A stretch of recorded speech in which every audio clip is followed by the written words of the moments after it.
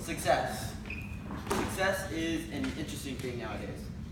A lot of times now when you ask a kid now what they want to be when they grow up, they'll tell you successful. When I was a kid, my response to that would have probably been an astronaut. Or actually, if I'm being real with myself, honestly, like 10-year-old Roman probably would have said a chef so he can make whatever he wants to eat. And if you've seen a picture of him from that time, you know that's true. But success isn't just one big thing that just happens all of a sudden. It's an accumulation of years and years of failures and hard work and perseverance. For example, Angry Birds.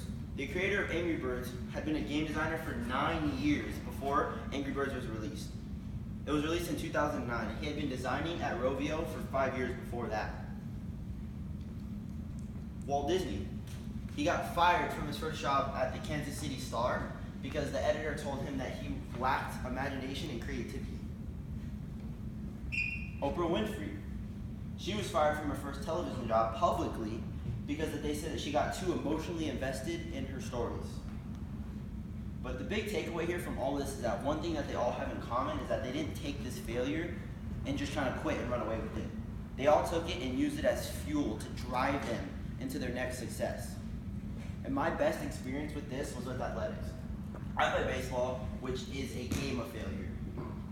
Even in the major leagues for the pros, if you fail 7 out of 10 times or 6 out of 10 times, you're a Hall of Famer. You're hitting 300-400, you're a stud. So at the time, I wasn't doing too good. Even when I was younger, when I used to play, my dad had always kind of told me, never be the one kid who cried or threw your gear stuff after you struck out. And he told me that, and he said if I ever did, and he ever did catch me doing that he would pull me straight off the field at that moment.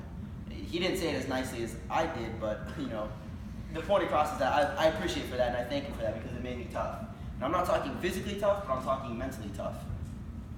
Mental toughness is one of the things that the number one thing that athletes face nowadays.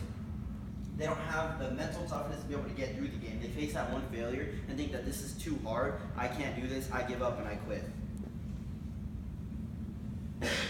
If you talk to any athlete nowadays too, I'm pretty sure that they could admit that too, that their number one enemy is that their mindset is weak. So let's go ahead and take a step back and look at yourselves now. What are your dreams? What do you want to accomplish? 5 years ago, if they would ask, even now if you wanted to ask, what do you want to be when you grow up? Are you on your way to achieving that? If not, why? What's held you back? Why haven't you taken those steps to doing those things that you want to do? I can tell you right now probably that the number one answer that a lot of you could be thinking is that it's your mindset. You don't have the strong enough mindset to be able to go and do that. You're afraid of making a mistake. You're afraid of failure, and that's not your fault. I mean, nowadays everyone is so catered to making a mistake and think, oh no, it's okay, with the same with playing T-ball is that let's go have fun, everyone gets a reward for participating, when in reality that's not it.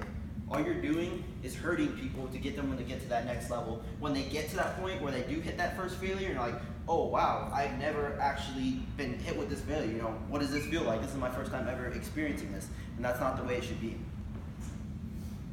So, going back to baseball, more recently, about 2 years ago, I was struggling at the plate. I was having a really hard time, extremely frustrated. I was putting in all the work, going to the cage, hitting all that, but I wasn't having the results that I wanted.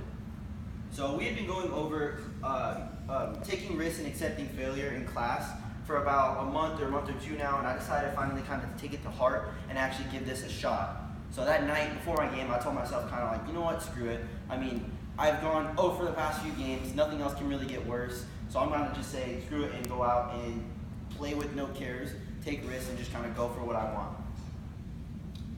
That night, I went 3 for 3 with 2 doubles and a base hit, and it was probably the most fun I had playing in a while. Now, I know that sounds extremely cliche, that, oh yeah, you swing back, you miss 90% of the shots you don't take, stuff like that, but it's true. I mean, I finally decided to kind of take that approach and apply it to the rest of my life as well. Just a few months ago, I was attending a festival at the SciTech Festival downtown Scottsdale. And I made a contact there, took a risk, made a contact, went to introduce myself to everyone there, and somebody from Challenger Space Center was there. I got his name, John Vaughn DeWater, which is a really weird name. I got his name there, and I got into an email contact with him. And then after a few months of emailing now, I have actually set up that I'm going to be interning there next semester. 2 years ago, there's no way I would have been able to do that. I would have been too scared to go up, shake my hand. I would have said, I'll be okay.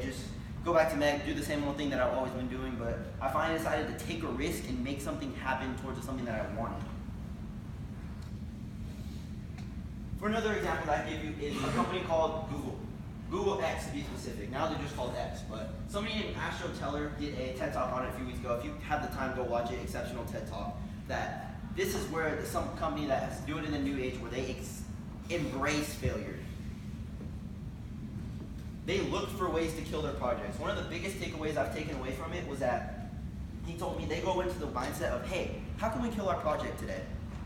What can we do to kill our project today? And that's an amazing mindset to have. They literally have incentives to fail. And I think everyone here should take that mindset and look at a multi-billion-dollar company who takes this and runs with it, embraces failure on an every day-to-day basis.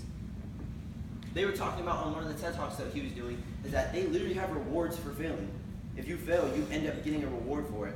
You get like a bonus, which is absolutely insane. I mean, I'm not telling you to purposely go out and fail.